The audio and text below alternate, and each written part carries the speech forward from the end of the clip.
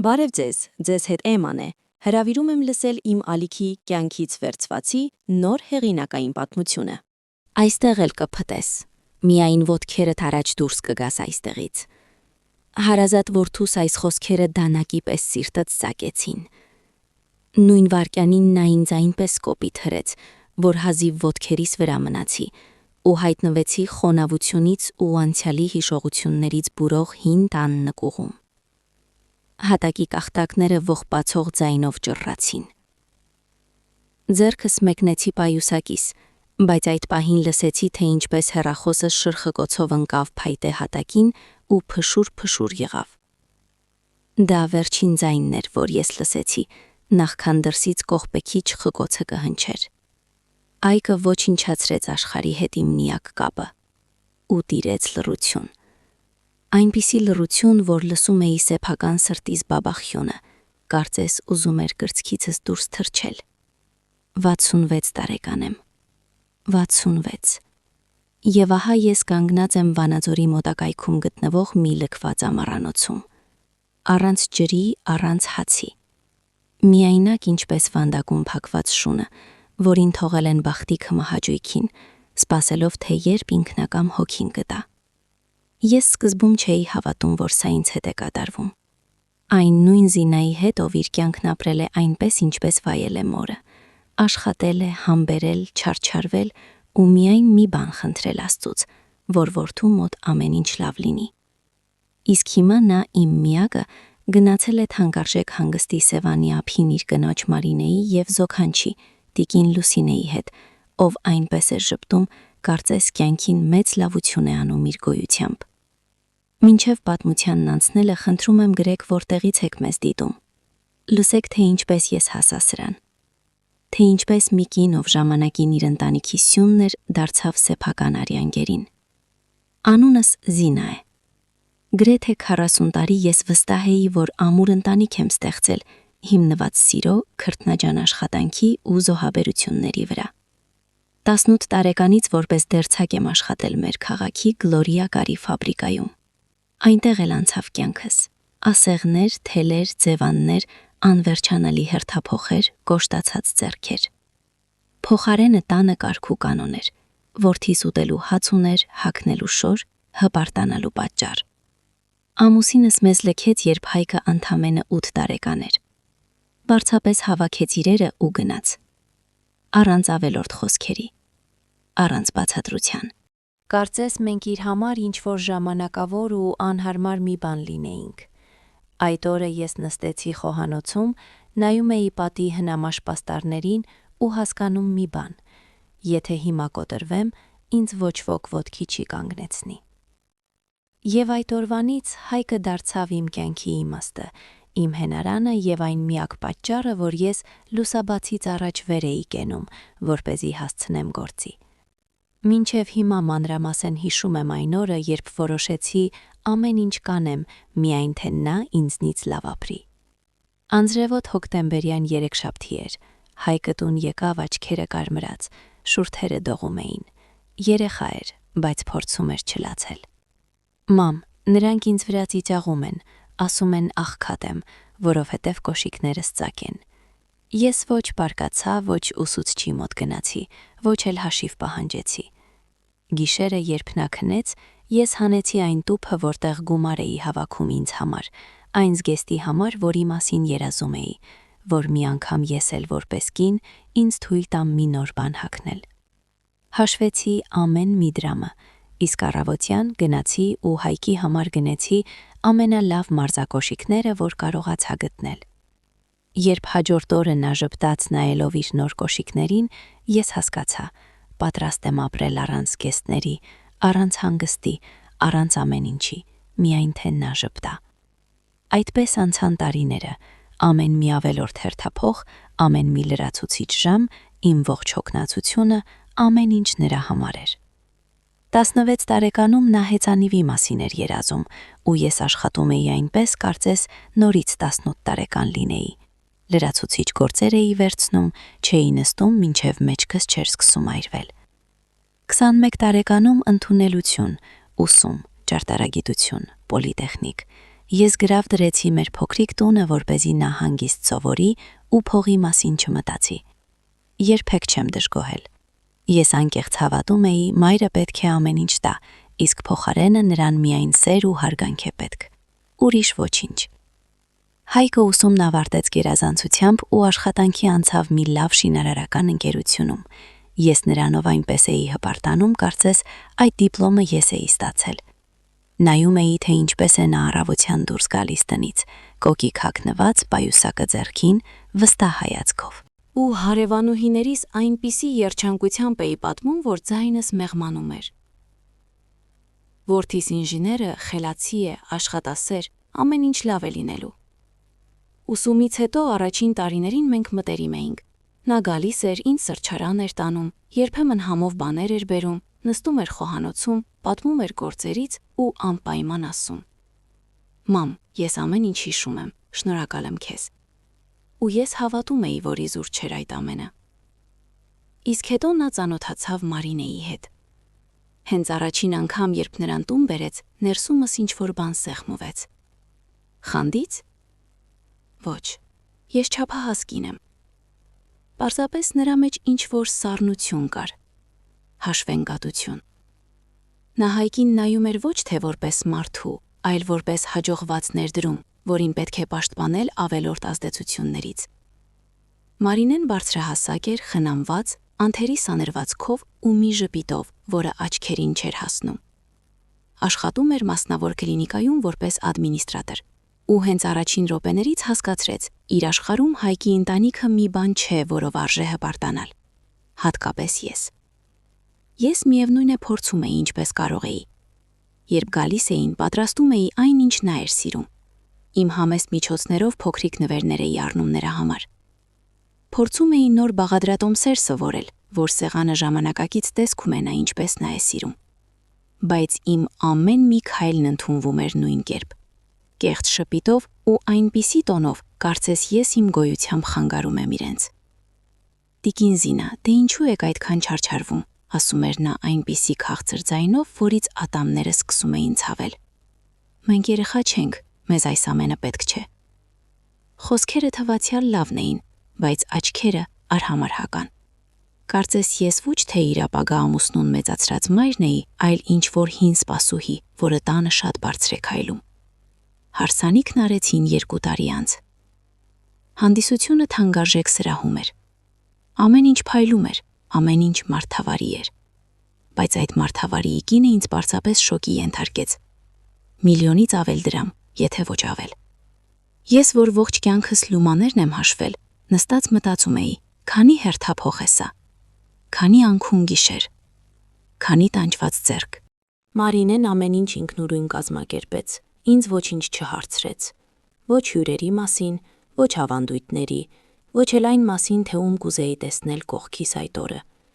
Մի անգամ զգուշորեն ասացի, որ գուցե մեր ընտանեկան սովորույթներից էլ ինչ-որ փոքր բան ավելացնենք, որ այսքան օտար չթվա։ Մարինեն ինձ այնպես նայեց, կարծես առաջարկել էի հանդիսությանը ռեզինե կոշիկներով գալ։ Տիկին Զինա սիրելիս, ասաց նա այն նույն վերևից նայող տոնով, որն արդեն սկսել էի ճանաչել։ Սա ժամանակակից հարսանիք է։ Մեր հյուրերը չեն հասկանա ձեր հնամոդի սովորույթները։ Հայկը, որը նախկինում իմ համար պատնեշ կդառնար, պարզապես գլխով արեց ու արագ փոխեց թեման։ Հարսանիքի օրը ես նստած էի առաջին շարքում, զեղչով գնված կանաչ զգեստով, ու չգիտես ինչու ինձ փոքրացած ու ավելորդ էի զգում, չնայած դա իմ որդին էր, իմ արյունը։ Նայում էի, թե ինչպես է նա հավերժ հավատարմության երթում տալիս մի կնոջ, ով արդեն հասցրել էր ինձ մի կողմ հրել, ու ներսումս ոչ թե տոն էր, այլ ինչ-որ խուլ ու վատ կանխազգացում։ Արարողության ժամանակ, երբ Թամադան խոսում էր ծնողների հանդեպ հարգանքի ու այն մասին, որ ընտանիքը հենարան է, ես տեսա, թե ինչպես Մարինեն ամուր սեղմեց Հայկի ձեռքը ու ժպտաց, այնպես ժպտաց, որ մարմնովս սարսուր անցավ։ Ուշ երեկոյան, երբ ամեն ինչ ավարտվել էր, ես իմ տանը փոքրիկ ընթրիք կազմակերպեցի ամենամտերիմների համար։ Հին ձևով, ինչպես մեզ մոտ ընդունված է, որպեսզի մարդիկ շուտ չփախչեն, որ զրուցենք, որ ընտանիքը զգա մենք միասին ենք։ Խոհանոցում ամաններն էի հավաքում ու հանկարծ այգուց ձայներ լսեցի։ Հատուկ չէի լրտեսում, Պարզապես պատուհանը կիսաբաց էր, իսկ նրանք բարձր էին խոսում։ Մարինենն ու մայրը։ Հիմա, երբ արդեն ամուսնացած ենք, պետք է սահմաններ գծել, ասաց Մարինեն այնպիսի ձայնով, որն իմ ներկայությամբ երբեք իրեն թույլ չէր տվել։ Առանց շաքարի, առանց ժպիտների։ Կոշտ։ Հայկը չափից դուրս փափուկ է մոր հետ։ Նա կարծում է, թե կարող է շարունակել վերահսկել նրա կյանքը, բայց այդ ժամանակներն անցան։ Ճիշտ ես, աղջիկս, պատասխանեց տիկին Լուսինենն ու ցածրաձայն տհաճ ծիծաղեց։ Տղամարդկանց աչքերը պետք է բացել։ Չափից դուրս ակտիվ սկեսուրը կարող է քանդել ամուսնությունը։ Չես էլ հասցնի թարթել աչքերդ։ Ես քարացել էի ապակու հետևում, չէի կարողանում շարժվել։ Խոսքերը դեմքիս էին խփում ապտակների պես։ Նշանակում է, քանի դեռ ես փորձում էի նրան սիրել հարազատ դստեր պես, քանի դեռ պատրաստում էի, ժպտում, համբերում, նա արդեն ծրագրում էր, թե ինչպես ինձ ջնջի որդուս կյանքից։ Լուր ավարտեցի խոհանոցի գործերը։ Արդյունքներն ինքնըստինքնյան հոսում էին, առանց հեկեկոցի, պարզապես սահում էին այտերովս, իսկ ես նույնիսկ չէի սրբում։ Ձեռքերս կարծես իմը չլինեին։ Ու մտածում էի միայն մի բանի մասին. արդյոք Հայկը գիտի, թե իր կինն ինչեր է խոսում իմ մասին, թե նրան ավելի հեշտ է չիմանալ, որ տանը կռիվ չլինի։ Այդ գիշեր ես առաջին անգամ երկար տարիների ընթացքում քնեցի ոչ թե աշխատանքից հետո հոգնածությամբ, այլ կրծքիս մեջ մի այնպիսի դատարկությամբ, որը չգիտեի ինչով լցնել։ Այդ ժամանակ ես դեռ չգիտեի, որ սա միայն սկիզբն էր, եւ որ շուտով հարազատ որդիս ինձ այնպիսի բան կասի, որից ներսումս ինչ-որ բան վերջնականապես կփշրվի, ապակու նման։ Հաջորդ ամիսների ընթացքում իմ վատագույն վախերը հերթով իրականություն դարձան։ Կարծես ինչ-որ մեկը հատուկ նշումներ էր անում օտարի ցուցակում։ Հայկը սկսեց ավելի ու ավելի հազվադեպ գալ։ Սկզբում շաբաթը 1, ինչպես առաջ, հետո 2 շաբաթը 1, հետո արդեն երբ ստացվեր։ Ու ամենակարևորը, գրեթե միշտ Մարինեի հետ։ Նրա հետ մեր խոսակցությունն արդեն զրույց չէր։ Ամեն ինչ վերածվում էր կարճ ֆրազների, ինչպես բժշկի ընդունարանում։ Հարցրեց, պատասխանեցի, ցտեսություն։ Նա նստում էր այնպես, կարծես սա ոչ թե իմ տունն էր, այլ ինչ-որ սպասասրահ, ու անմիջապես ստանձնում էր ղեկը։ Հայկ, չմոռանաս, մենք ընթրիք ունենք ծնողներիս հետ, ասում էր նա հենց այն պահին, երբ որդիս սկսում էր ժպտալ ու մարդավարի հարցնել, թե ինչպես եմ ապրում։ Կամ ավելի վատ, թանկագինս մայրիկդ հոգնել է, արի գնանք, թող հանգստանա։ Ասես ես անօգնական, արդեն դուրս գրված մի պարավ լինեի, այլ ոչ թե մի կին, որը պարզապես ուզում է որդու հետ նստել, խոսել, լսել հարազատ ձայնը, առանց կողքի այդ սարսե վերահսկողության։ Բայց ամենացավալին դա չէր։ Ամենացավալին տեսնելն էր, թե ինչպես է փոխվում Հայկը։ Իմ ջերմ, բարի տղան, որը ժամանակին գիշերները վազելով գալիս էր մոտս։ Եթե վատ երազ էր տեսնում, կամաց փոխվում էր մի օտար մարդու, սառը, զուսպ, այնպիսի դեմքով, ասեց ամաչում էր իր պարզ մորից ու այն տնից, որտեղ մեծացել էր։ Առաջին անգամ նա ինձ հետ անսովոր սառնությամբ խոսեց մի կիրակի օր։ Հարսանիքից 3 ամիս էր անցել։ Ես պատրաստել էի նրա սիրելի հավի մսով ռագուն, այնպիսին, ինչպիսին նա սիրում էր մանկուց։ Նույնիսկ հանել էի այն նույն կարմիր ծաղիկներով կերամիկական ամանը, որ գնել էի նրա 16-ամյակի առթիվ։ Այն ժամանակ թվում էր դա ողջ կյանքի տոն է։ Նա մենակ էր եկել, ու ներսումս միանգամից լույս բացվեց։ Դե ահա, վերջապես, կնստենք առաջվա պես, մայր ու որդի։ Բայց նա մտավ արագ ու սառը համբուրեց այտս, կարծես պարտքը կատարելով, նստեց սեղանի շուրջ ու նույնիսկ նորմալ աչքերիս չէր նայում։ Մամ, պետք է խոսենք, ասաց նա, երբ ռագուի ամանը դրեցի նրա առաջ։ Ես նստեցի դիմացը, ձեռքերս կոկնոցիս սրբելով։ Իհարկե, բալես, ինչ է պատահել։ Նա երկար ժամանակ գտալով խառնում էր ուտելիքը, ասեց դա աշխարհի ամենակարևոր գործն էր։ Մենք Մարինեի հետ խոսեցինք ու որոշեցինք, որ մեզ ավելի շատ տարածք է պետք։ Տարածք, կրկնեցի ես, թեև արդեն զգացի, որ ներսումս ինչ-որ բան ծանրացավ։ Այդ ինչպես։ Ես ձեզ խանգարում եմ։ Մարինեն կարծում է, որ որպես զույգ մենք քիչ անձնական կյանք ունենք, որովհետև ես հաճախ այստեղ եմ գալիս։ Ես շփոթվեցի։ Հայկ, դու շաբաթը 1 ես գալիս։ Դա ինչպես կարող է խանգարել։ Ես չեմ խառնվում ձեր կյանքին։ Ես պարզապես ուզում եմ քեզ տեսնել։ Դու իմ միակն ես։ Նա հանկարծ բարձրացրեց ձայնը, կարծես երկար սպասած խոսքերն էին։ Հենց դա է հարցը։ Ես 30 տարեկան եմ։ Ես չեմ կարող պատասխանատու լինել քո երջանկության համար, մամ։ Այս խոսքերը ծանր նստեցին սրտիս։ Ես չեմ խնդրել քեզ պատասխանատու լինել իմ երջանկության համար, ասացի ցածրաձայն, բայց ձայնս միևնույն է դողաց։ Ես խնդրել եմ միայն սիրել ինձ, այնպես ինչպես ես եմ քեզ սիրել։ Դա շատ է։ Նա ինձ նայեց այնպես, ինչպես երբեք չէի տեսել։ Սերը չպետք է սահմանափակող լինի։ Ես պետք է հասկանամ, որ հիմա նոր ընտանիք ունեմ, նոր առաջնահերթություններ։ Ես այդ խոսքերի մեջ իրեն չլսեցի, ոչ թե Հայկին, այլ Մարինեին, նրա արտահայտությունները, նրա սառը դրամաբանությունը։ Նա գնաց նույնիսկ ուտելիքը չվրջացրած։ Ես մնացի խոհանոցում մենակ, նայում էի ափսեին, սառչող ուտելիքին, ու զգում էի, թե ինչպես է ներսումս ինչ-որ բան վերջնականապես կոտրվում։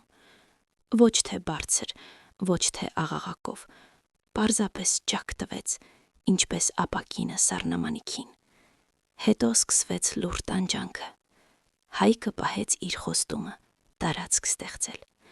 Կիրակիները, որոնք մեր սուրբ ժամանակն էին, վերածվեցին պատահական այցերի, 2-3 շաբաթը մեկ, միշտ շտապողական,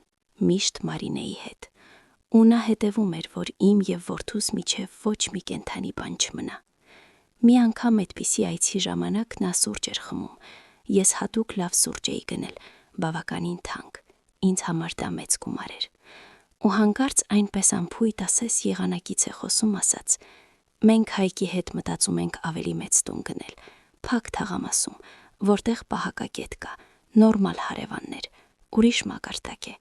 Ու ուրիշ մակարդակ բառերը ասաց ուղիղ աչքերիս նայելով։ Հայկը լուր գլխով արեց ու շարունակեց ուտել իմ պատրաստած շոկոլադե թխվածքը, կարծես ոչինչ չի պատահել։ Իսկ այս տունը, հարցրեցի ես, նկատի ունենալով իմ տունը, որտեղ մեր ողջ անցյալն էր, ինչ է լինելու սրա հետ։ Հայկը ուսերը թոթվեց։ Քոնն է, մամ, ինչ ուզում ես արա, մեզ այն այլևս պետք չէ, կարծես ապտակ ստացած լինեի։ Այն տունը, որտեղ նա մեծացել էր, որտեղ մենք կռհեսուն տարի ապրել էինք, որտեղ պատերին մինչև հիմա նրա դպրոցական նկարներն էին, հանկարծ դարձավ անպետք,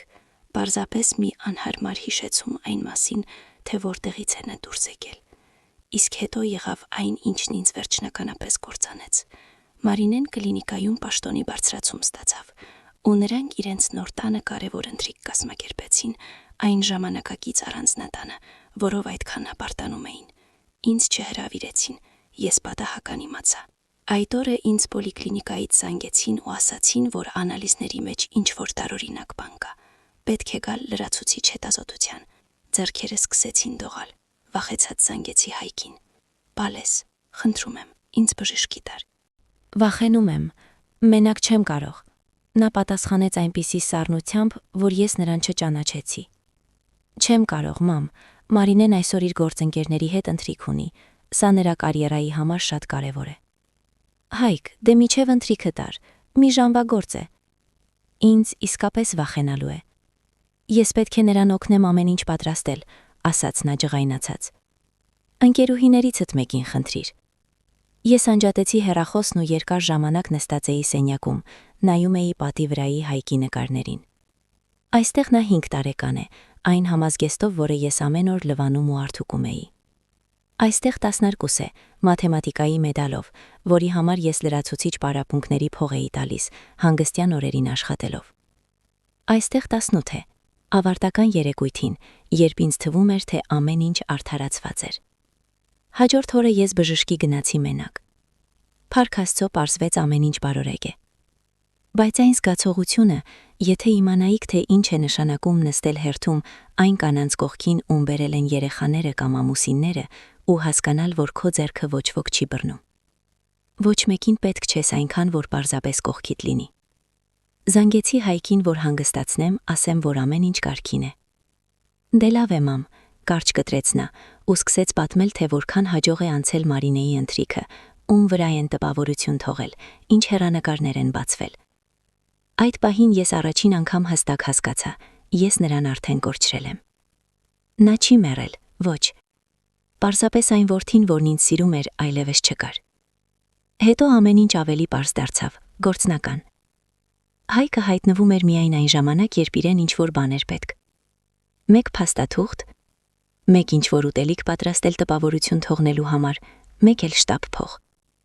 Մի անգամ նա եկավ ու ասաց, գրեթե աչքերիս չնայելով. «Մամ, կարող ես 300,000 դրամ տալ։ Մեքենայի առաջին վճարի համար է, Մարինեի հինը փչացել է, իսկ իրեն գործի համար ներկայանալի մեքենա է պետք»։ 300,000 դրամ։ Դա գրեթե այն ամենն էր, ինչ ես հավաքել էի տարիների ընթացքում։ Ամեն դեպքի համար պահած փողներ։ Հանկարծ վերանորոգման պետք լինի դեղերի կամ մի դժբախտության։ Բայց ես, ինչպես միշտ, չկարողացա ոչ ասել։ Իհարկե, բալես, պատասխանեցի ես, ու սիրտս կարծես ներքև ընկավ։ Երգը պետք։ Նա այնպես ժպտաց, որ մի վայրկյան ինձ թվաց, ահա իմ նախկին տղան։ Վաղը կատարյալ կլինի, 3 ամսից կվերադարձնեմ։ Չվերադարձրեց։ Ամեն անգամ, երբ զգուշորեն հիշեցնում էի, նոր պատճառ էր գտնվում։ Մեկ տան ծախսերը, մեկ ճամփորդությունը, մեկ վերանորոգումը, մեկ էլ անհաջող ամիսը։ Իսկ հետո եկավ այն մռայլ նոյեմբերյան երեքշաբթին, այդ պարտքից ճիշտ 8 ամիս անց։ Ես մի շաբաթ պառկած էի ծանր գրիպով, բարձր ջերմություն, հազնայնպես էր կուրծքս պատռում, որ գիշերները վախենում էի շնչահեղձ լինել։ 66 տարեկանում օրգանիզմն արդեն առաջվանը չէ։ Թուլություն, մարմնի ջարդվածություն, գլուխս կարծես մշուշի մեջ լիներ։ Ես իսկապես վախեցա։ Զանգեցի Հայկին, հուսալով գոնե, որ մի քիչ կգա կամ ինձ բժիշկի կտանի։ Նա նույնիսկ չմտածեց այդ մասին։ Մամ, չեմ կարող։ Մենք Մարինեի հետ ճարտարապետի հետ կարևոր հանդիպում ունենք։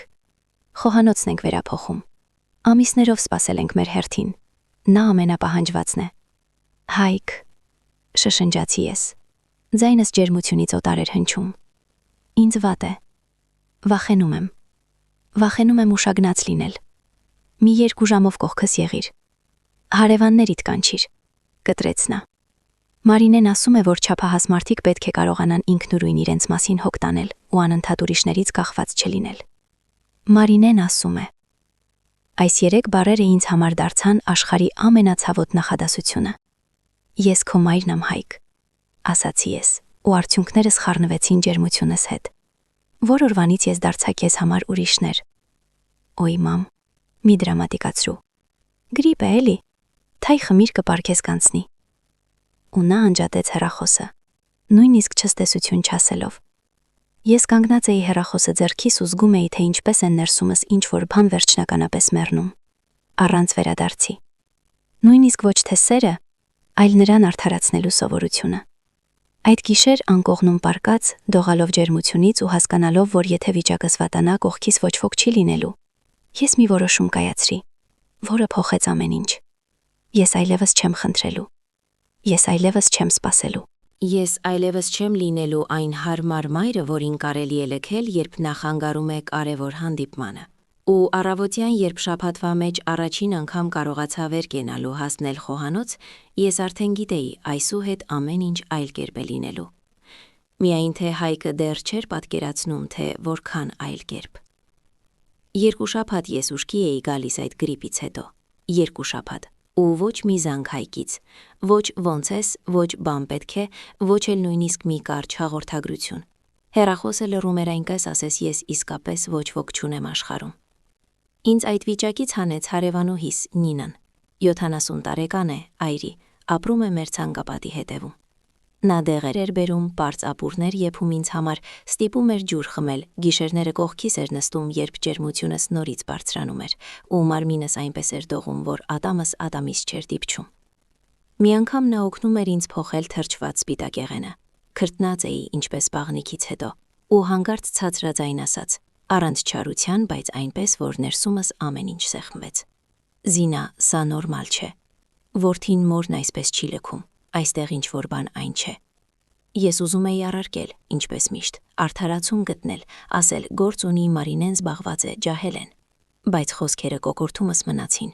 որովհետև ճշմարտությունը պատի պես կանգնած էր դիմացս։ Հայկը օտար էր դարձել, իսկ ես ինքս տարիներով նրան սովորեցրել էի, որ ինձ հետ կարելի է վարվել ինչպես ուզես։ Ես ամեն ինչ կուլ կտամ, միայն թե նա կողքիս լինի։ Երբ ուշքի եկա ու սկսեցի նորմալ քայլել տան մեջ, որոշեցի վերջ։ Եթե նա ուզում է ինձ հեռավորության վրա պահել, բարի, ես կդադարեմ հարմար լինելուց, կդադարեմ լինել պահեստային քսակ, կանչով խոհարար ու հավերժ մեղավոր։ Առաջին փորձությունը շուտ եկավ։ Մի քանի շաբաթ անց Հայկը զանգեց, ասեց ոչինչ չէր եղել։ Մամ, այն լազանյան պատրաստիր, որ Մարինեն սիրում է։ Ծնողներն են գալու, պետք է լավ տպավորություն թողնենք։ Ու գիտեք որն է ամենատարօրինակը, ես նույնիսկ չբարկացա։ Ներսումս կարծես ինչ-որ բան չխկաց ու հանգստություն տիրեց։ Ոչ Հայկ, ասացի հանգիստ, չեմ կարող, ուրիշ պլաններ ունեմ։ Հեռախոսի մյուս կողմում լռություն տիրեց։ Երկար, նույնիսկ կարծեցի կապն ընդհատվեց։ Ուրիշ պլաններ, կրկնեց նա այնպիսի ձայնով, ասեց հայտնելեի թե Մարս եմ թռչում։ Դու ինչ պլաններ կարող ես ունենալ։ Իմ սեփական պլանները, պատասխանեցի ես ու ինքս ինձ վրա զարմացա, թե որքան հաստատակամ էր հնչում ձայնս։ Ես այլևս չեմ թողնելու ամեն ինչ քո առաջին իսկ զանգով, հատկապես այն բանից հետո, երբ դու 2 շաբաթ նույնիսկ չհետաքրքրվեցիր, ողջ եմ թե ոչ։ Դե լավ էլի, նա ջղայնացած շունչ քաշեց։ Դա պարզապես գրիպ էր։ Գրիպ, որից կարող էի ուշաքապվել, ասացի ես, իսկ դու նույնիսկ չզանգեցիր։ Մարինեն ասաց, որ քեզ պետք է տարածք տալ, դուրս թռցրեց նա ու սկսեց կակազել, որպեսզի հանգիստ վերականգնվես առանց ճնշման։ Ես լսում էի, թե ինչպես են աստում, անշնորհք, ծույր, մեխանիկորեն, ու սովորական ցավի փոխարեն ինձ հանկարծ բարկությունը պատեց։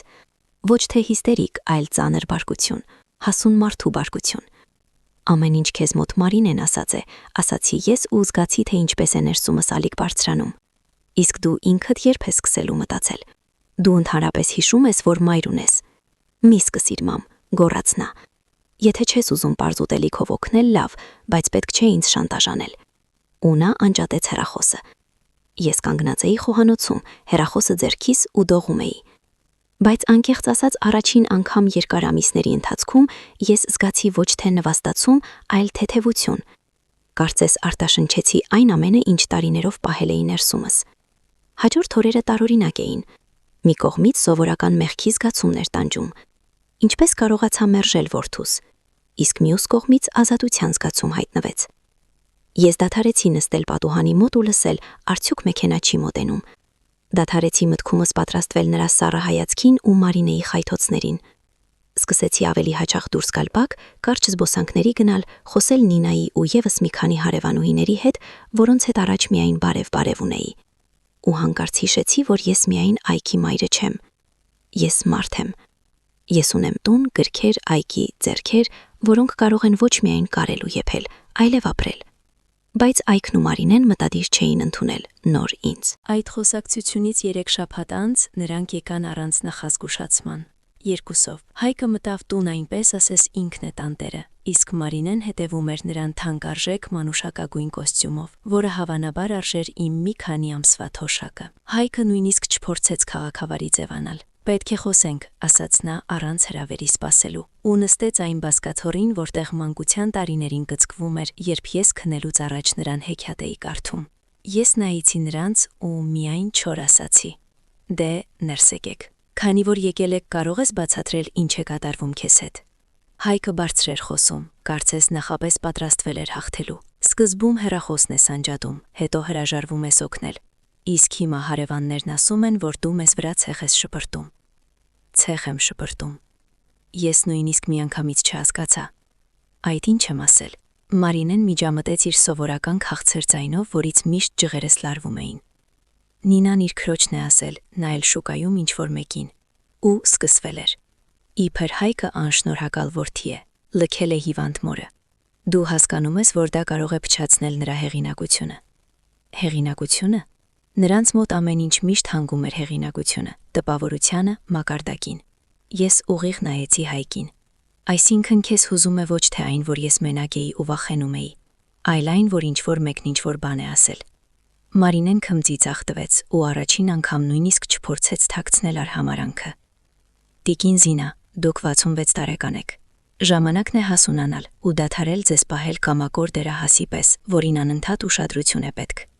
Այս խոսքերից հետո սենյակում այնպիսի լռություն տիրեց, որ ես լսեցի պատի ժամացույցի չխկ-չխկոցը։ Շրջվեցի դեպի Հայկը։ Ես սպասում էի, որ նա գոնե մեկ անգամ, գոնե միակ անգամ կասի. «Չհամարձակվես այդպես խոսել մորս հետ»։ Գոնե մի բան։ Բայց նա նստած էր ու հատակին էր նայում, ինչպես կշտամպված դպրոցական։ Ու այդ լռությունը ավելի վատ էր, քան Մարինեի խոսքերը։ «Տեսնում եմ ասելու բան չունես», ասացի ես ցածրաձայն, բայց ձայնիս մեջ արդեն մետաղական շեշտ կար։ «Դու թույլ ես տալիս, որ նա ինձ նվաստացնի իմ իսկ տանը, ու դա քեզ համար նորմալ է»։ Նա բարձրացրեց աչքերը, ու ես այնտեղ ամոթ չտեսա, միայն ջղայնություն։ «Մամ, նա քեզ չի նվաստացնում, նա ճշմարտությունն է ասում, դու անընդհատ զոհի դեր ես խաղում»։ Զոհի։ Ես վեր կացա, որովհետև նստել այլևս չէի կարողանում։ Ես զոհ եմ, որովհետև ուզում էի, որ դու պարզապես գայիր, երբ ինձ վատ էր, որովհետև հարգանք էի ուզում։ Դա է կոչվում զոհ լինել։ Դա պարզապես գրիպ էր։ Հայկն էլ տեղից վեր թռավ։ Դու չես կարող պահանջել, որ ես իմ կյանքը չեղարկեմ քո գրիպի պատճառով։ Դա քո մայրն էր, որը խնդրում էր իրեն բժշկի տանել, ասացի ես, ու այդերովս արցունքներ հոսեցին, բայց ոչ թե ինքնախղճահարությունից, այլ բարկությունից։ Այն մայրը, որը քեզ մենակ է մեծացրել, որը երկակի հերթափոխով է աշխատել, որը տունը գրավ է դրել, որ դու սովորես։ Ու այդտեղ նա ասաց մի բան, որից հետո ներսումս ամեն ինչ դատարկվեց։ Ոչ ոք քեզ չէր խնդրել դա անել, մամ, դրանք քո որոշումներն էին։ Շունչս կտրվեց, կարծես փորիս հարված ստացած լինեի։ Ես նայում էի նրան ու չէի հասկանում, ինչպես է սա ասում իմ որդին, իմ Հայկը, այն տղան, որի համար ես գիշերները ուրիշի շորերն էի կարում, որ ինքը նորն ունենա։ Մարինեն ժպտում էր, նա պարզապես վայելում էր պահը, իսկ ես հանկարծ մի տարօրինակ սառնություն զգացի, ոչ թե հիստերիա կամ վիրավորանք, այլ հստակություն, ինչպես ծմրանը սառնամանիքին։ Ճիշտ ես, ասացի ես դանդաղ, ոչ ոք չէր խնդրել, դրանք իմ որոշումներն էին։ Մի կնոջ հիմար որոշումներ, որը կարծում էր, թե մոր սերը ամեն ինչ տալն ու լռելն է։ Հայկը երևի կարծեց, թե ես կոտրվեցի, նա նույնիսկ թուլացավ։ Դե ահա, ասաց նա, նշանակում է վերջապես հասկանում ես, ուրեմն դադարիր խառնվել իմ կյանքին։ Կդադարեմ, գլխով արեցի ես։ Հենց այդ պահին մոտեցա փոքրիկ սեղանին, որտեղ իմ փաստաթղթերն էին, ու հանեցի այն, ինչին վաղուց ձեռք չէի տալիս, կտակը, որը կազմել էի մի քանի տարի առաջ։ Այնտեղ Հայկը միակ ժառանգն էր, տունը, խնայողությունները, ամեն ինչ։ Տեսնում ես, որդիս, ասացի ես ու բարձրացրեցի թղթերը, սա նույնպես իմ որոշումն էր։ Հայկը լարվեց։ Ինչ ես անում, նոր որոշում եմ կայացնում։ Անկյունում դրված էր թղթեր ոչնչացնող սարքը, շրեդերը, վերջերս էի գնել, որ հին թղթերից ազատվեմ։ Ու հիմա ես առանց շտապելու կտակը մցրեցի սարքի մեջ։ Մամ, կանգ առ, Հայկը նետվեց դեպի ինձ, բայց ես արդեն սեղմել էի կոճակը։ Թղթերը շերտ-շերտ ցած թափվեցին, ու ինձ հանկարծ այնպիսի թեթևություն պատեց։ Իսկական թեթևություն։ Մարինեն այնպես գունատվեց, որ նույնիսկ նրա անթերի դիմահարդարումը չփրկեց։ Դու ինչ արեցիր։ Ձայնը դողաց։ Ես պարզապես դադարեցի սիրուց դրդված որոշումներ կայացնել, որոնք ինձ չեն վերադառնում, ասացի ես հանգիստ։ Հայկը կանգնած էր, դեմքը պատի պես ջերմակ։ Մամ, դու չես կարող։ Դա տունն է, չէ որ ես քո միակ որդինն եմ։ Հենց դա է հարցը, ասացի ես։ Միակը։ Ու դու հենց նոր ինձ բացատրեցիր, որ իմ զոհաբերությունները քեզ պետք չեն։ Մարինեն վերջնականապես կորցրեց իրեն։ Քաղաքավարի դիմակը մի վայրկյանում ընկավ։ Դու գիժ ես։ Դու չես կարող զրկել ժառանգությունից սեփական որդուդ, մի կռվի պատճառով։ Սա կռիվ չէ, ասացի ես, նայելով ուղիղ նրա աչքերին։ Սա արդյունքն է, ամիսներ տևած նվաստացման, լքվածության ու արհամարհանքի արդյունքը։ Սա այն է, ինչ լինում է, երբ մարդում երկար ժամանակ աղբի տեղ ես դնում։ Հայկը փորձեց ավելի մեղմ խոսել, արդեն ուրիշ տոնով, ոչ թե որդու, այլ բանակցողի պես։ Մամ, դու հիմա էմոցիաների տակ ես։ Արի հանգստանանք, դու հիմա չես հասկանում ինչ ես անում։ Ընդհակառակը, պատասխանեցի ես։ Ես տարիներ անց առաջին անգամ ամեն ինչ շատ հստակ եմ հասկանում։ Մարինեն արմունքով հրեց Հայկին, ու նրա շշուկի մեջ խուճապ կար։ Մի բան ասա, ուղիղ սա, հենց հիմա։ Ու այդ պահին ես հանկարծ հասկացա, թե ինչու նա այդքան արագ հիշեց իմ մասին։ Ոչ թե սիրուց, այլ փողի պատճառով։ Հայկը մի քայլ մոտեցավ ինձ, ձայնը դարձավ ցածր, տհաճ, ու առաջին անգամ նա ինձ հիշեցրեց նախկին ամուսնուս, մեր ամենածանր օրերին։ Դու ամեն ինչ հետ կբերես, մամ։ Վաղը եւ հետ կգնանք նոտարի մոտ, նոր կտակ կանես, որտեղ ես միակ ժառանգն եմ։ Իսկ եթե ոչ, հարցրեցի ես, ու զարմացա սեփական հանգստությանս վրա։ Նա աչքերը կկոցեց։ Այդ ժամանակ կիմանաս, թե ինչ է նշանակում լինել իսկական մենակ։ Կարծում ես ինչ որ մեկը քո հետ գլուխ կդնի, երբ վերջնականապես ծերանաս։ Ով մի բաժակ ջուր կտա քեզ։ Ես արդեն ուզում էի վերցնել հեռախոսս, որ զանգեմ տեղամասային տեսուչին։ Պարզապես վերջակետ դնելու համար, բայց նա կտրուկ ձգեց ձեռքն ու խլեց հեռախոսը մատների սարանքից։ Չհամարձակվես, մռնչաց նա։ Ու ահա այդտեղ ես վախեցա։ Իսկականից։ Ոչ թե վիրավորված էի կամ ցավ էր, այլ վախ էր։ Որովհետև դիմացս կանգնած էր ոչ թե որդիս, այլ մի տղամարդ, որը պատրաստ է ճնշել ու կոտրել։ Հեռախոսս տուր, Հայկ, ասացի հնարավորինս հանգիստ։ Մինչև ուշքի չգաս, ատամների արանքից քամեց նա։ Նստիր ու նորմալ խոսիր։ Ես մի քայլ արեցի դեպի նա։ Ու նա առանց աչքը թարթելու թափով հեռախոսս շպրտեց պատին։ Պլաստմասան փշրվեց։ Էկրանը ճաքեց։ Կտորները թափվեցին հատակին։ Ահա քեզ հեռախոս, ասաց նա ծրվեց շպիտով։ Զանգիր հիմա ուր ուզում ես։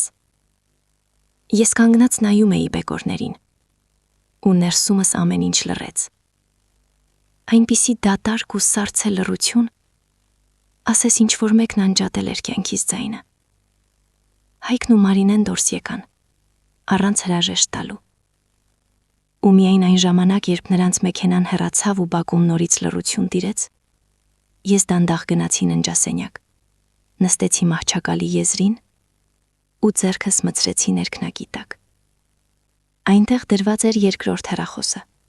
նոր, որը գաղտնի գնել էի դեռ 3 ամիս առաջ։ Այն դեպքի համար, եթե երբևէ օգնության կարիք ունենամ։ Իսկ Հայկը չպետք է իմանա այդ մասին։ Ես հավաքեցի Նինայի համարը, ու ձայնս հանգիստ հնչեց, թեև ափերս թաց էին։ Նինա, Զինան է, խնդրում եմ շուտ արի մեր տուն, ինձ քո օգնությունն է պետք, ու ավելի լավ է հենց հիմա։ Նինան շուտ եկավ, մի 20 րոպեից։ Ես բացեցի դուռը, ու նա դեմքիցս միանգամից ամեն ինչ հասկացավ։ Նույնիսկ չհարցրեց, միայն ներս մտավ ու տեսավ պատի տակ ընկած հեռախոսի բեկորները։ Տեր Աստված, Զինա, սա ինչ է։ Հայկներ, ասացի հանգիստ, թեև ներսումս ամեն ինչ դեռ դողում էր։ Շպրտեց պատին։ Նա կռացավ, բարձրացրեց մի կտորը, պտտեց մատների մեջ, ու հայացքը դարձավ ծանր, հասուն։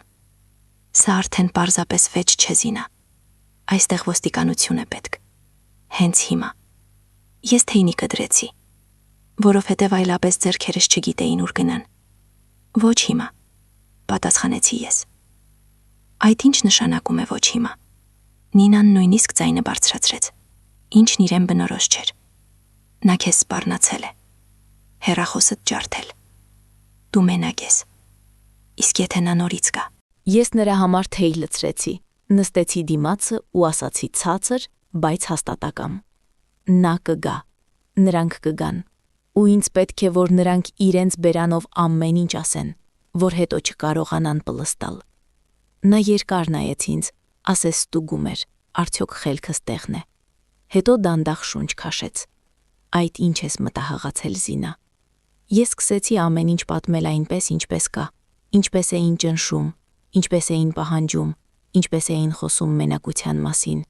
ինչպես Հայկը կորցրեց իրեն, իսկ Մարինեն ուրախանում էր, ասես ներկայացում լիներ իր համար։ Նրանք կարծում են, թե կոտրել են ինձ, ասացի ես, ու ինքը զարմացա, թե որքան հանգիստ է դա հնչում։ Կարծում են վաղը կգնամ ու կտակ կանեմ, այնպես, ինչպես իրենք են ուզում։ Իսկ դու չես անի։ Ես մի քիչ թեքվեցի դեպի նա։ Կանեմ, միայն թե ոչ այն մեկը, որին իրենք են սպասում։ Նինան հոնքերը կիտեց։ Զինա, միայն թե առանց հիմարությունների։ Նրանք չեն կատակում։ Ես էլ չեմ կատակում, պատասխանեցի ես։ Ինձ վկա է պետք, որ դու լսես, թե նրանք ինչպես են ինձ հետ խոսում։ Որ հետո եթե բան պատահի, ոչ ոք չասի, թե մայրը հորինել է այդ ամենը։ Նա լռեց, հետո կարճ գլխով արեց։ Լավ, ասա ինչ անեմ։ Այդ գիշեր գրեթե չքնեցի, բայց ոչ թե վախից։ այլ այն տարօրինակ զգացողությունից, որ ես տարիներ անց առաջին անգամ կյանքս իմ ձեռքերում եմ պահում, այլ ոչ թե տալիս եմ ուրիշի հայեցողությանը։ Պառկած մտածում էի, ինչպես հասա նրան, որ վախենում եմ սեփական որդուցս, ու ինչու այդքան երկար համբերեցի։ Առավոտյան ժամը 6-ին ես հավաքեցի այն նոտարի համարը, որը ժամանակին ձևակերպել էր իմ 5 գտակը։ Ձայնս հանգիստ էր, նույնիսկ չափից դուրս։ Ինձ պետք է շտապ փոխել փաստաթղթերը, այսօր, որքան հնարավոր է շուտ։ Նա եկավ հենց նույն օրը, ժամը 9-ի կողմերը։ Արդեն ոչ երիտասարդ տղամարդ էր, կոկիկ, միայն գործից խոսող։ Նա ուշադիր լսեց ինձ, մի քանի անգամ ճշտեց, գրանցեց, տպեց թղթերը։ «Տիկին Զինա», ասաց նա ակնոցի վերևից նայելով, «փոփոխությունները լուրջ են։ Դուք հաստատ վստահ եք։ Սա ձեր որոշումն է, առանց ճնշման»։ «Վստահ եմ», պատասխանեցի ես ու ստորագրեցի ամեն էջի տակ։ «Ու խնդրում եմ նշել, որ ես առողջ դատողությամբ եմ, ու սա անում եմ կամավոր»։ Նա գլխով արեց։ Դրեց իր նշումները, հավաքեց թղթաբանակը, փաստաթղթերը կգրանցվեն։ Երբ դուռը նրա հետևից փակվեց, ես հանկարծ զգացի, թե ինչպես ներսումս ամեն ինչ սեղմվեց, ոչ թե կասկածներից, այլ այն գիտակցումից, որ այլևս հետդարձի ճանապարհ չկա։ Բայց միևնույն է, ինձ թեթևացած զգացի։ Ժամը 10-ին, ինչպես նրանք սպառնացել էին, բակ մտավ Հայկի մեքենան։ Ես լսեցի շարժիչի ձայնն ու նախապես ստիպեցի դեմքիս ընդունել այն տեսքը, որով նրանք ուզում էին ինձ տեսնել՝ հոգնած, կոտրված, հնազանդ։ Նինան խոհանոցում էր։ Մենք պայմանավորվել էինք։ Նա դուրս չի գալիս, բայց ամեն ինչ լսում է։ Իմ երկրորդ հեռախոսը դրված էր ձայնագրման վրա, թաքնված բազմոցի բարձերի արանքում, այնպես որ միկրոֆոնը որսա ձայները։ Ես բացեցի դուռը դեռ նախքան նրանց թաքելը։ «Բարի լույս», ասացի ցածրաձայն, «ես ձեզ սպասում էի»։ Հայկը առաջինը մտավ։ Նրա մեջ հաղթողի այն լկտի վստահությունն էր, որը ես երեկ առաջին անգամ տեսա ու չէի կարողանում մոռանալ։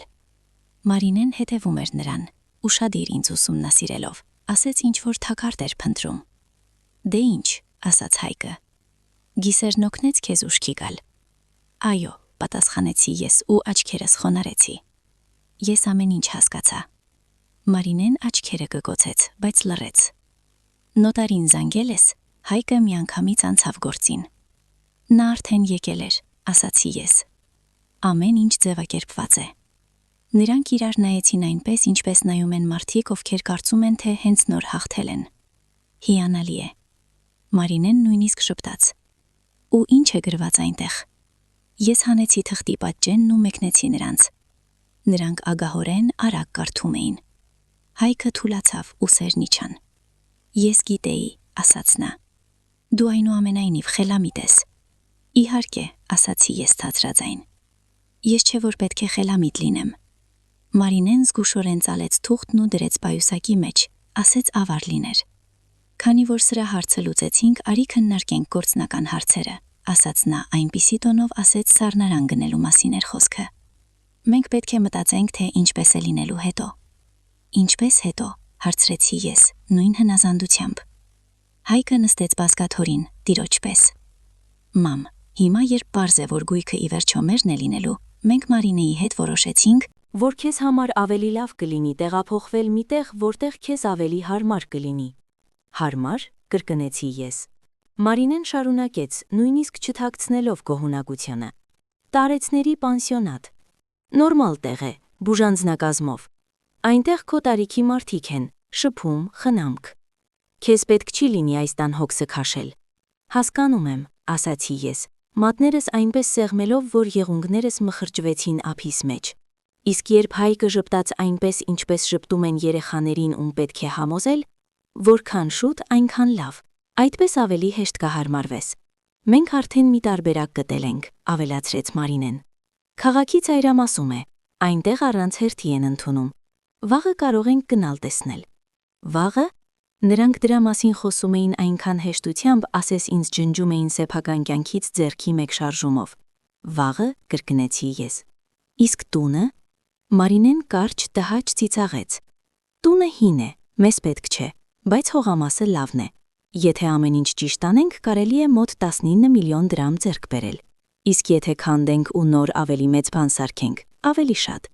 Հայկը գլխով արեց, ասես աշխատավայրում նախագիծ էր քննարկում։ Պլյուս քո խնայողությունները, ըստ փաստաթղթերի այնտեղ մոտ 6 միլիոն կա։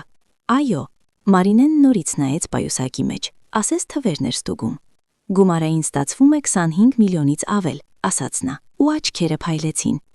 Մեզ կհերիքի լավ թաղամասում մեր երազանքի տան ու վերանորոգման համար։ Ես լսում էի նրանց ու զգում, թե ինչպես է ներսումս սառը ալիք բարձրանում։ Նրանք նույնիսկ չէին փորձում ձևացնել, թե հոգ են տանում իմ մասին։ Ոչ մի խոսք ինչ ես մասին, ոչ մի խոսք քեզ ծանր կլինի իմ մասին։ Միայն փող, պլաններ, օգուտ։ Իսկ ինձ, ես դադար տվեցի, ասես ուժ էի հավաքում։ Ինձ ինչ։ Մարինեն նայեց ինձ այնպես, ասես հարցս հիմարություն էր։ Դու գլխիդ վերևում տանիք կունենաս, սնունդ, բժիշկը կողքիդ։ Քո տարիքի կնոջն էլ ինչ է պետք։ Հենց այս նախադասությունն էի ես ուզում լսել։ Ու բարձի տակ թաքցրած հեռախոսն էլ այն լսեց։ Ես լռեցի, ասես մտածում էի, բայց իրականում որսում էի ամեն բառը, ամեն երանգը։ Հետո դանդաղ գլխով արեցի։ Ճիշտ եք, երևի այդպես էլ պետք է։ Նրանք նորից թուլացան։ Հայկը նույնիսկ թեթևացած շունչ քաշեց, ասես ծանր պարտականությունից ազատվեց։ Ապրես մամ, ասաց նա, ես ասում էի, որ կհասկանաս։ Կհասկանամ, համաձայնեցի ես, միայն թե վաղը մեկնելուց առաջ մի բան կա, հին իրերը փորփրելիս գտա, դա քո պապից է մնացել, կարծում եմ պետք է վերցնես որպես ընտանեկան մասունք։ Հայկը միանգամից ոգևորվեց, ինչ իր է, նկուղում է, ասացի ես ու վեր կացա, այնտեղ մի քիչ մութ է, զգույշ եղեք։ Մարինեն մի պահ տատանվեց, բայց ագահությունը միշտ հաղթում էր նրա զգուշությունը։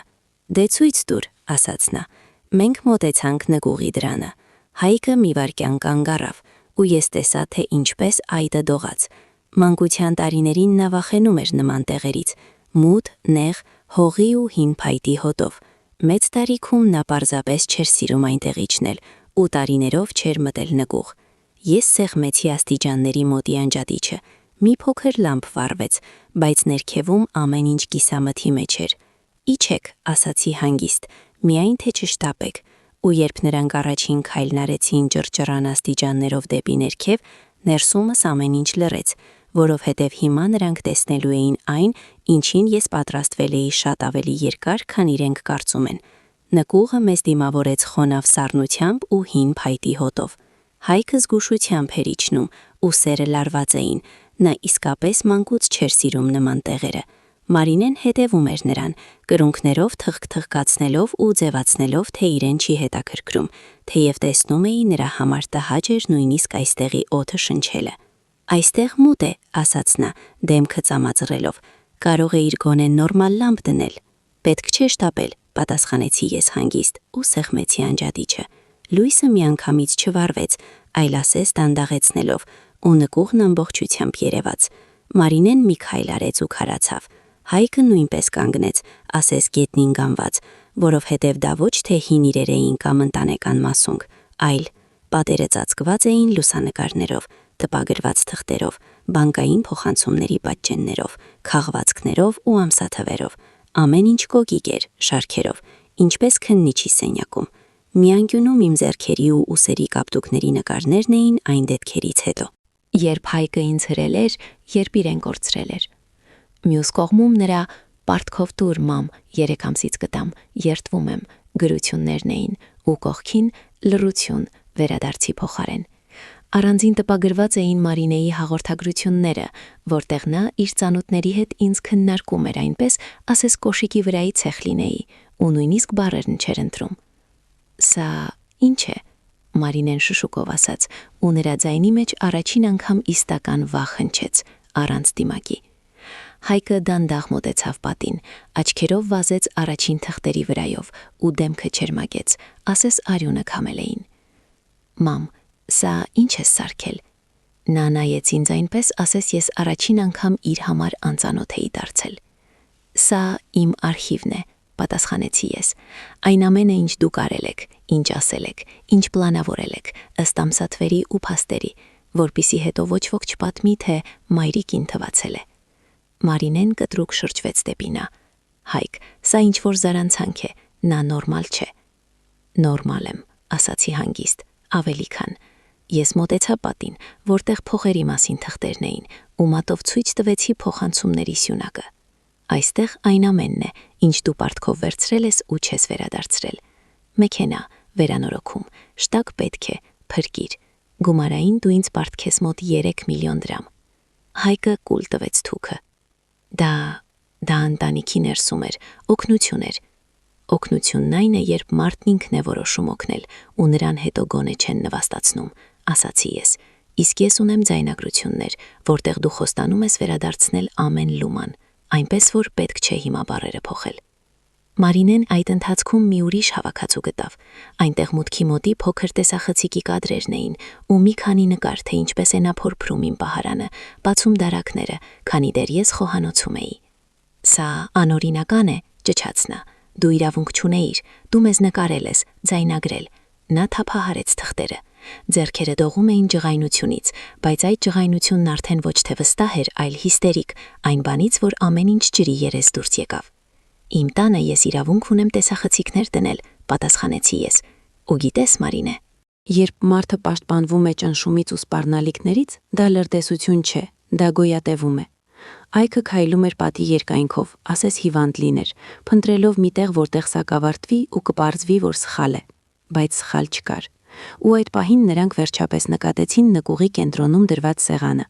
Վրան բաց նոյբուք էր, էկրանը լուսավորված էր ու այնտեղ մի քանի փոքր պատուհաններ կային, ինչպես տեսազանգի ժամանակ։ Միայն թե դա ընտանեկան զանգ չէր։ Այնտեղ մարդիկ էին նստած։ Կոստյումով մի տղամարդ փաստաբան, որը զբաղվում է տարեցների հարցերով, մի կին սոցաշխատող։ Մի պատուհանում Նինան էր, երևի խոհանոցից, որտեղից ամեն ինչ լսում էր, ու եւս մեկ դեմք, որին միանգամից ճանաչեցի։ Միխայիլը, իմ հարևանը, տեղական թերքի լրագրողը, նա, ով միշտ նոթաթետրով է ու ամեն ինչ նկատում է։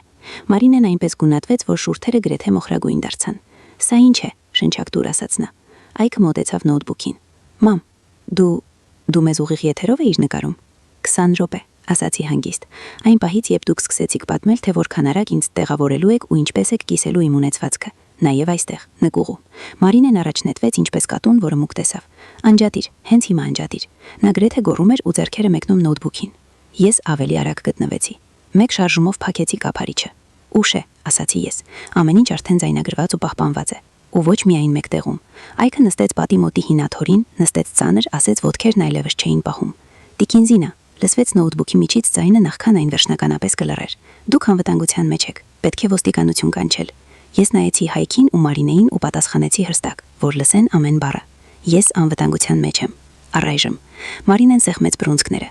Մենք սա կբողոքարկենք։ Մենք կապացուցենք, որ դուք ձեր խելքին չեք, ֆշշացրեց նա։ Դուք քանդեցիք ընտանիքը։ Ընտանիքը դուք քանդեցիք, ասացի ես, երբ որոշեցիք, որ ինձ կարելի է դուրս շպրտել կյանքից ու խլել այն, ինչ ես վաստակել եմ իմ ձեռքերով։ Ես մոտեցա դարակին ու հանեցի եւս մի թղթաբանակ։ Իսկ սա ի դեպ ամենահետաքրքիրն է, ասացի հանգիստ ու ցույց տվեցի թղթերը։ Դիմում սպառնալիքների ու գույքի փչացման վերաբերյալ։ Առանձին հայց, պարտքի մասին, ու նյութեր այն մասին, թե ինչպես էիք դուք քննարկում իմ պանսիոնատն ու տան վաճառքը։ Հայկը բարձրացրեց գլուխը։ Աչքերի մեջ արդեն ոչ թե բարկություն էր, այլ զուտ խուճապ։ Մամ, սա ինչ ես անում, չէ որ ես քո որդին եմ։ Իմ որդին, կրկնեցի ցածրաձայն։ Իմ որդին չի ջարդում իմ հեռախոսը, երբ ես ուզում եմ օգնություն կանչել։ Իմ որդին չի ասում, որ ես կիմանամ ինչ է նշանակում լինել մենակ, եթե թուղթ չստորագրեմ։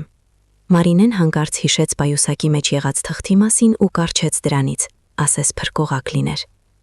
Բայց կտակը, այն իմ մոտ է, շշնջաց նա ու ձայնը դողաց։ Ես նայեցի նրան ու նույնիսկ չժպտացի, պարզապես ասացի որպես փաստ։ Այն ինչ դու տարար, Մարինե, պատճենն է, որը ես ուզում էի, որ դուք տեսնեք ներկայացման համար։ Նա քարացավ։ Իսկ իսկականը Հայկը հազիվ արտաբերեց։ Ես հանեցի երկրորդ փաստաթուղթը, հենց այն, որը ստորագրել էի առավոտյան նոտարի մոտ։ Ահա իսկականը, ասացի ես ու դրեցի նրանց առաջ։ Ու այնտեղ չկա ոչ քո անունը, Հայկ, ոչ էլ քո կնոջդ։ Ամբողջը կտակված է միայնակ մայրերի օգնության ֆոնդին։ Այն կանանց, ովքեր մենակ են մեծացնում երեխաներին ու կարծում են, թե իրենց սերը երբևէ կգնահատվի։ Մարինեն խլեց թուղթը, աչքերով վազեց վրայով ու նրա մոտ իսկական դող սկսվեց, արդեն առանց գեղեցիկ բառերի ու տոնայնության։ Ոչ, շշնջաց նա, ոչ, Այդպես չի լինում։ Հայկը կտրուկ վեր կացավ, ասես ուզում էր մի բան ասել կամ անել, բայց խոսքերը չգտավ։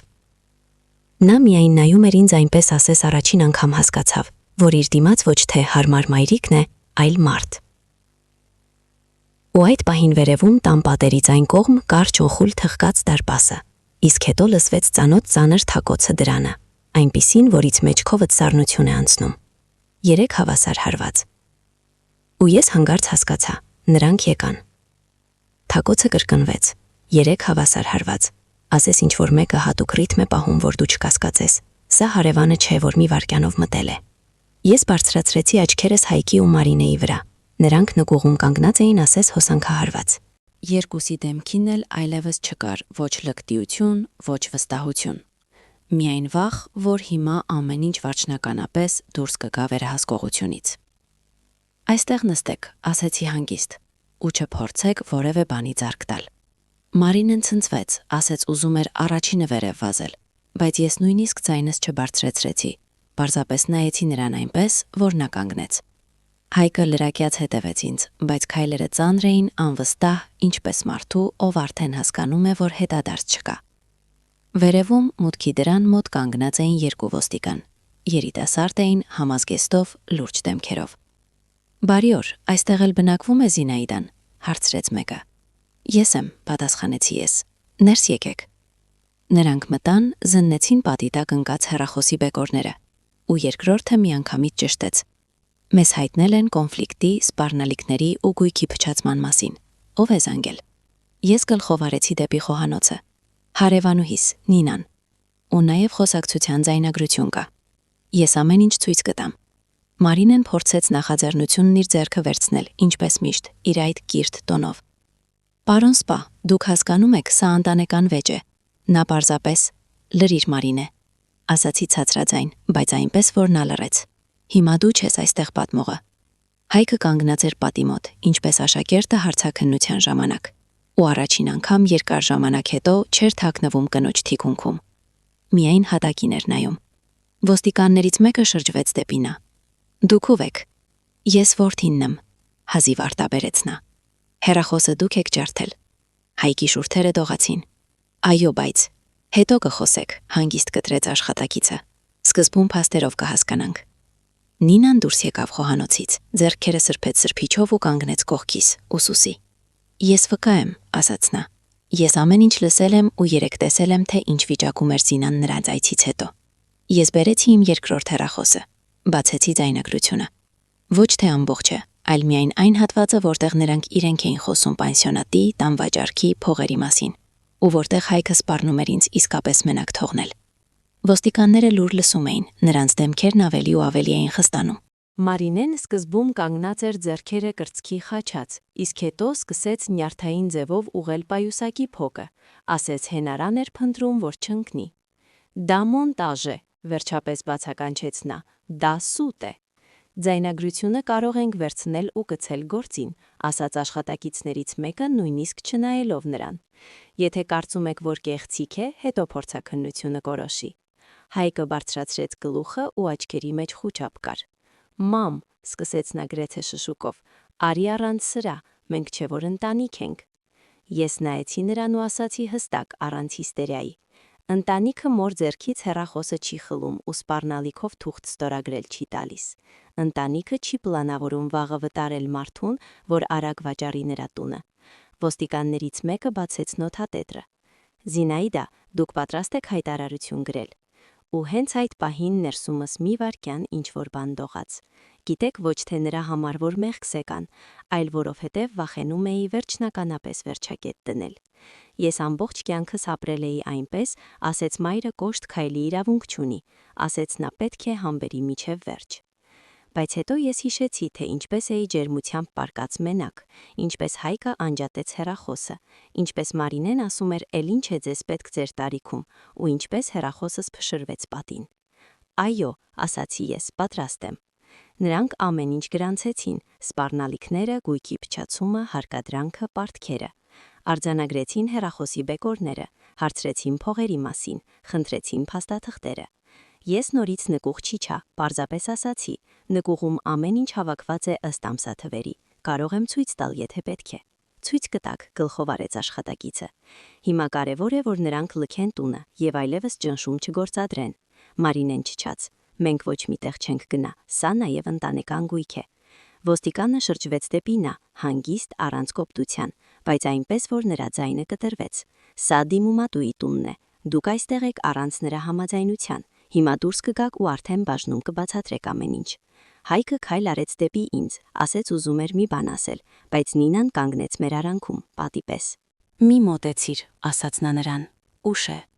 Ու այդ ժամանակ եղավ այն, ինչին չէի սպասում։ Հայրքը հանկարծ ասես փուչիկի պես դատարկվեց։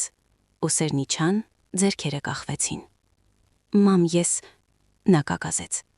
Ես չէի կարծում, որ այսպես կստացվի։ Մարինեն կտրուկ շրջվեց դեպի նա։ Աչքերը չար էին, թաց։ Հայկ, էդ ինչ ես կանգնել։ Մի բան արա։ Նա նույնիսկ չպատասխանեց նրան։ Ոստիկանները նրանց դուրս հանեցին։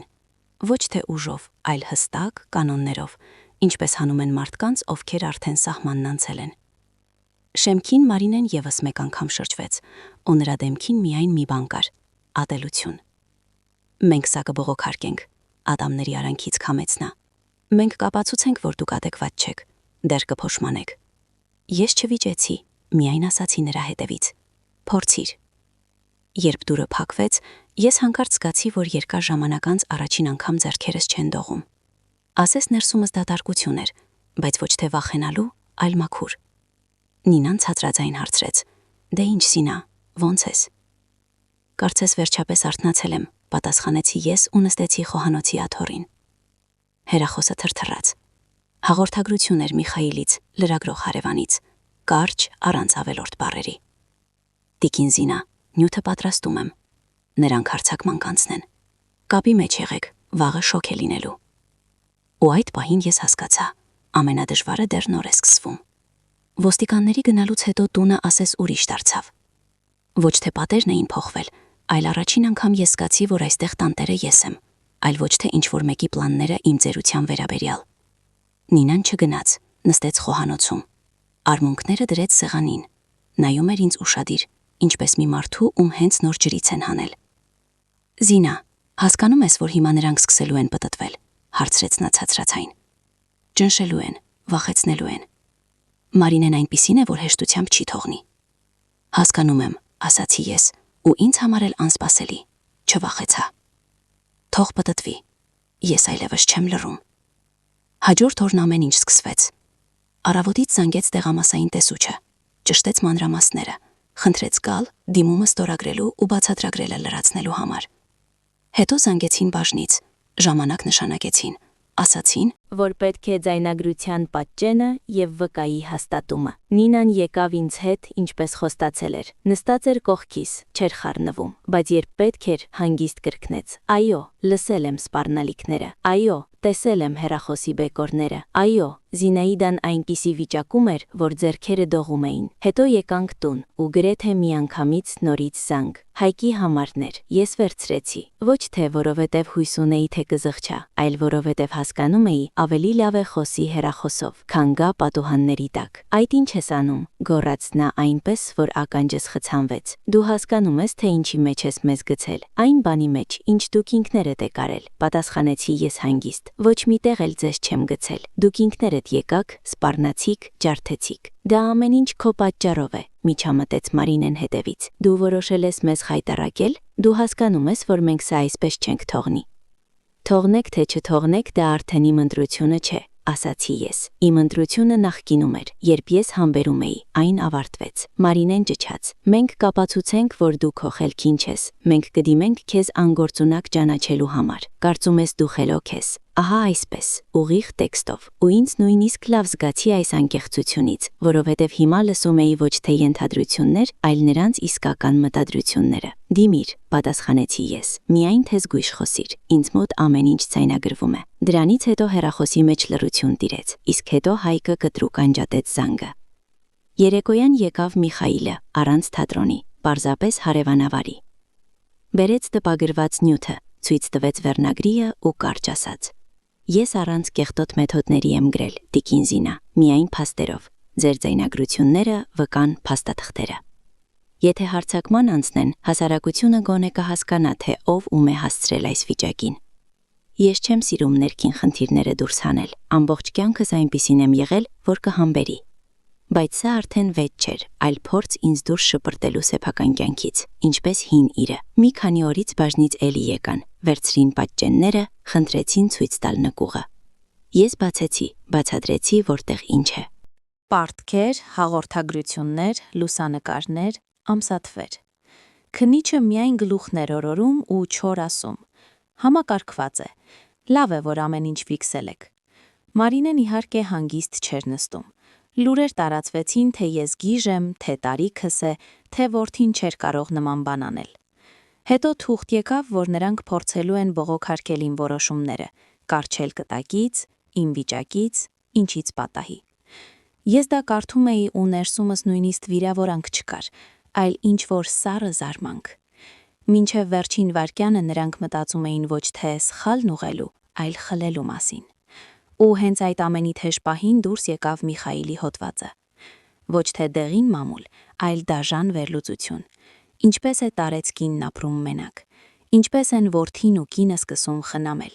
հետո ճնշում, սպառնալիքներ, տան ու փողի պլաններ։ Այնտեղ ավելորդ բառեր չկային, փոխարենը նրանց իսկ բառերն էին, նրանց թվերը, նրանց տոնայնությունը։ Հոդվածից հետո ամեն ինչ ավելի արագ քանդվեց, քան սպասում էի։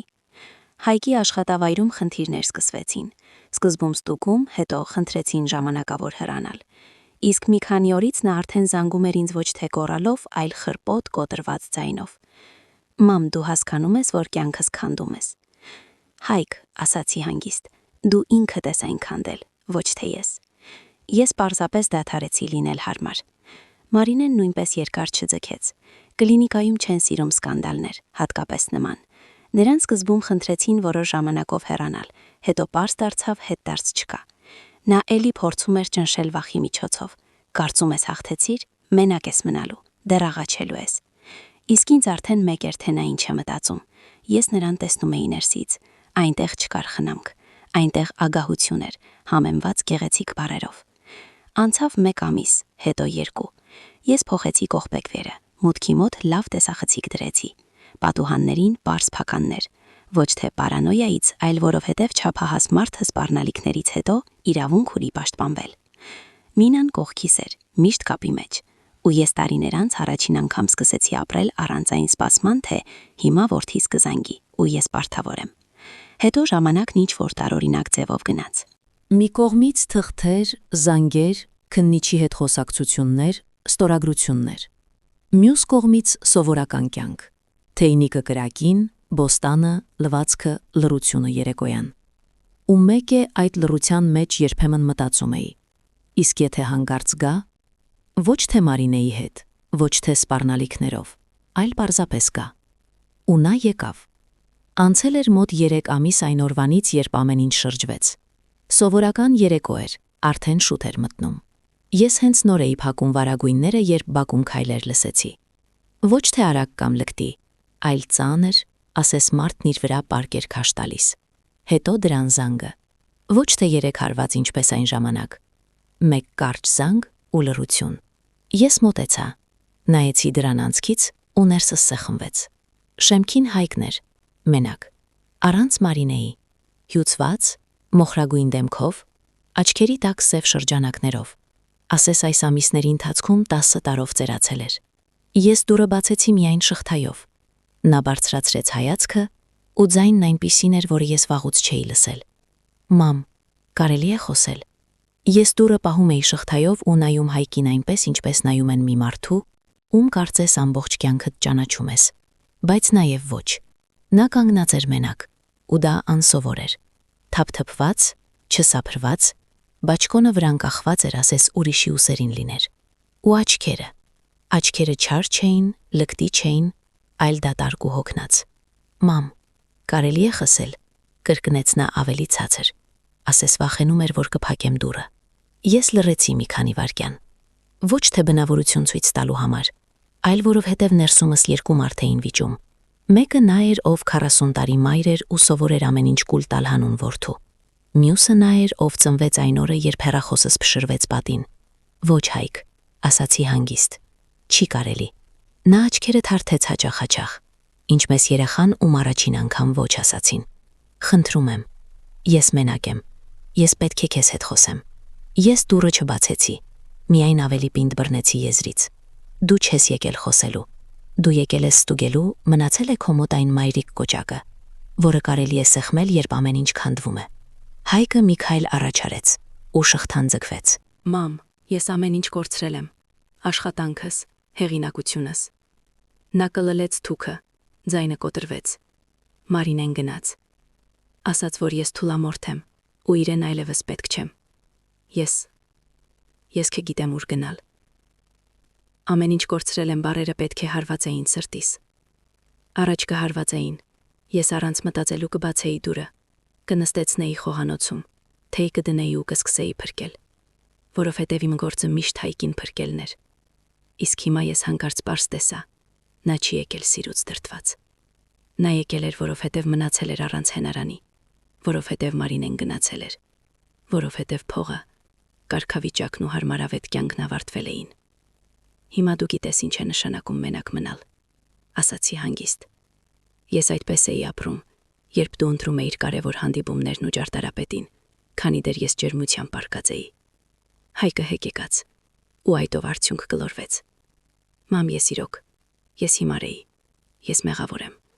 Չգիտեմ ոնց ստացվեց։ Ես չէի ուզում, որ այսքանին հասներ։ Դու չէիր ուզում հետևանքները։ Ուղեցի ես։ Իսկ մինչ այդ դու ինքդ ես եկել։ Ոչ թե Մարինեն էր քո ձեռքերը հրում։ Ոչ թե Մարինեն էր ջարդում իմ հեռախոսը։ Ոչ թե Մարինեն էր ինձ ասում, որ ես ոտքերս առաջ դուրս կգամ այստեղից։ Դու ես դա ասել։ Նա գլուխը կախեց։ Ես ջղայնացած էի։ Ես չէի մտածում։ Ես հառաչեցի։ Ու երկար ժամանակ անց, առաջին անգամ, ինձ ոչ թե ցավոտ էր, այլ պարզապես պարզ։ Հայկ, ես քեզ անկեղծ կասեմ, ես վրեժ չեմ լուծում։ Ես չեմ ուրախանում, որ դու կործանվել ես։ Պարզապես ես այլևս չեմ ապրելու այնպես, ասես իմ կյանքը քո կյանքի հավելվածն է։ Ես դա արդեն ապրել եմ։ Հերիք է։ Նա բարձրացրեց աչքերը։ Ինձ շանս տուր։ Ես կարող եմ փոխվել։ Ես կարող եմ նորմալ լինել։ Ուշ է շանս խնդրել մի մարդուց, ում դու արդեն ջնջել էիր։ Ասացի ես, ու մի քիչ փակեցի դուռը, որ շղթան չձգվի։ Ու եւս մի բան։ Դու անընդհատ կրկնում ես, ես կարող եմ լինել այնպիսին, ինչպիսին դու ես ուզում, բայց ես քեզնից այլևս ոչինչ չեմ ուզում։ Ես նույնիսկ չեմ ուզում սпасել, կստացվի քո մոտ թե ոչ։ Բայց չէ որ ես քո որդին եմ։ Շնշնչաց նա։ Ու դրա մեջ սովորական շեշտադրումներ։ Մայրը պարտավոր է։ Ես զգացի, թե ինչպես է ներսումս բարձրանում հին մեղքի զգացումը։ Դա մի կեղտոտ բան է, որը կպչում է քեզ, նույնիսկ երբ ուղեղով ամեն ինչ հասկանում ես, բայց ես թույլ չտվեցի, որ այն տարածվի։ Ես քո մայրն եմ եղել 40 տարի, ասացի ցածրաձայն, ու ես կողքիդ եմ եղել, երբ դու թույլ էիր, աղքատ էիր, չար էիր, մոնորված էիր։ Ես միշտ կողքիդ եմ եղել, իսկ դու ինձ հետ՝ ոչ։ Նա հանկարծ օդքը դրեց դրան արանքը, ինչպես այն ժամանակ փորձելով կանգնեցնել դուռը։ Դու չես կարող, դու իրավունք չունես ինձ հետ այդպես վարվել։ Ես նայեցի նրա կոշիկին ու հանգիստ ասացի. հենց հիմա հանիր օդքը, եթե չհանես ես զանգում եմ ոստիկանություն, ու դու գիտես, որ նրանք կգան։ Հայկը քարացավ, հետո դանդաղ հանեց օդքը, ու այդ պահին ես վերջնականապես հասկացա. նա դեռ փորձում է ճնշել, նույնիսկ հիմա, նույնիսկ լաց լինելով։ Մամ, ձայնը դարձավ բարակ, խղճուկ։ Ես տեղ չունեմ գնալու։ Նինայի մոտ չգնաս, միանգամից ասացի ես։ Նա սրտի խնդիր ունի, նրան քո դրամաները պետք չեն։ Հայկ, դու ունես ձեռքեր, գլուխ ու տարիք։ Գնա աշխատիր, գնա սենյակ վարձիր, գնա ապրիր։ Ինչպես դու ինձ էիր խորհուրդ տալիս, մեծահասակ մարդիկ պետք է կարողանան ինքնուրույն հոգ տանել իրենց մասին։ Նա լուր կանգնած էր, ծանր շնչում էր, հետո ասես ամբողջը դուրս թողեց իր միջից ու հարցրեց. դու ինձ վերջնականապես ես ջնջել։ Ես չսկսեցի գեղեցիկ բառեր ասել, չպատմեցի մոր սրտի ու ժամանակի բուժիչ ուժի մասին, որովհետև դա ճիշտ չէ, եթե մարդը չի հասկանում, թե ինչ է արել։ Ես իմ կյանքից ջնջել եմ բռնությունը, ասացի ես, իսկ դու ինքդ որոշիր, թե ինչ ես անելու հետո, միայն թե արդեն առանց ինձ։ Նա նայեց ինձ եւս 10 վայրկյան, հետո կտրուկ թևքով սրբեց դեմքը, աչքերը թեքեց ու մի քայլ հետ գնաց։ Ներիր, ասաց նա խուլ ձայնով։ Ես իրոք, ներիր, ու գնաց դեպի դարպասը։ Ոչ թե վազելով, ոչ թե թատերական, պարզապես գնաց, կկված։ Հասավ, բացեց, դուրս եկավ։ Ես լսեցի, թե ինչպես թքքաց դարպասը, հետո շարժիչը միացավ ու լռություն։ Ես կանգնած էի փակ դռան հետևում ու չէի լացում։ Ներսումս դատարկ էր, այո, բայց ոչ այնպես ինչպես առաջ։ Ոչ թե այն պատճառով, որ քեզ լքել են, այլ դատարկ էր այնպես, Ինչպես լինում է ծանր մաքրությունից հետո, երբ ամբողջ աղբը դուրս ես հանել ու մնացել ես մենակ, մաքուր սենյակում։ Նինան ինձ սպասում էր խոհանոցում։ Նա հարցերով չէր հոգնեցնում, պարզապես առջևս մի բաժակ թեյ դրեց։ Դե, հարցրեց նա ցածրաձայն։ Գնաց, պատասխանեցի ես ու նստեցի։ Ու թող գնա։ Նա գլխով արեց, ասես հենց դրանից էր վախենում ու հենց դա էր հարգում։ Այդ օրերին ինձ շատերն էին ասում. Դե որդիթն է, գուցե պետք է ներել, իսկ եթե հանգարց ուղվի։ Ես լսում էի ու չէի վիճում։ Ամեն մեկն իր ճշմարտությունն ունի, բայց ես գիտեի իմը։ Ես չդարձա երջանիկ, չդարձա նոր կին, որը պարում է ու ծիծաղում։ Ես պարզապես դադարեցի լինել հարմար զոհ, ու դա ավելի կարևոր էր, քան ցանկացած երջանկություն։ Ես փոխեցի կողպեքները, թողեցի տեսախցիկները, ամեն ինչ փաստաթղթերով ձևակերպեցի այնպես, ինչպես որոշել էի։ Փողերն ուղեցի այնտեղ, որտեղ ուզում էի, միայնակ մայրերի օգնության ֆոնդին, որովհետև ես շատ լավ գիտեմ, թե որքան հեշտությամբ կինը կարող է հալվել երեխայի մեջ ու արթնանալ դատարկության մեջ։ Ու գլխավորը, որ ես հասկացա իմ 66 տարեկանում, սերն առանց սահմանների վերածվում է կերամանի, իսկ սահմանները դաժանություն չեն, դա հոգու սանիտարիա է։ Ես մնացի մենակ, այո, բայց դա ոչ մեկին պետք չկողպարավի մենակություն չէր, ինչպես ինձ խոստանում էին։ Դա մի մարդու մենակությունն էր, ով վերջապես դադարել էր ապրել վախի ու նվաստացման մեջ։ Երեկոյան ես դուրս եկա աչկամբ։ Օդը խոնավ էր, գարնանային, հողի հոտով։ Հարևան բակում թքքաց դարպասը, Նինան գնաց տուն։ Ինչ որտեղ հեռվում մեքենա անցավ ու նորից լռություն տիրեց։ Ես նայեցի իմ տանը։ Ու տարիներ անց առաջին անգամ մտածեցի ոչ թե այն մասին, թե ով ինձ կլքի, ով կգա կամ ով կզանգի, այլ այն մասին, որ վաղը ես սածիլներ կտնկեմ,